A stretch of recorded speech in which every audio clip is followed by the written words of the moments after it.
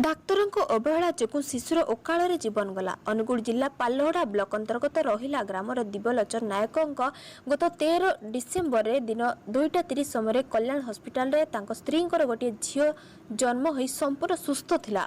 तेबे परिवार लोकंकु न जणाई कन्या संतान को नर्स इंजेक्शन देथिले। तार किछि समय पर झीलटी को टीका देबा पई कहिथिले। टीका देला परे कन्या संतानटीर मृत्यु हो जाइछि। तेबे कल्याणी हस्पिटाल वेंटिलेटर और ऑक्सीजन सुविधा नाही।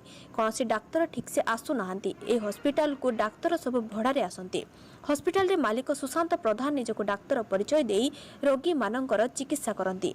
कन्या संतान को देइथिबा इंजेक्शन सीसीटीवी फुटेज मध्य मेडिकल कर्तृपक्ष देखाउ नाहंती। तेबे परिवार समस्त अभियोग मेडिकल कर्तृपक्ष भूल इंजेक्शन देबा द्वारा तांको झीर जीवन चली जाइछि। चिकित्सार दायित्वहीनता और अवहेला जो एपरी होइछि। ए मेडिकल बंद करबा पई जिला प्रशासन और सरकार निकट में से दाबी करिसेंती।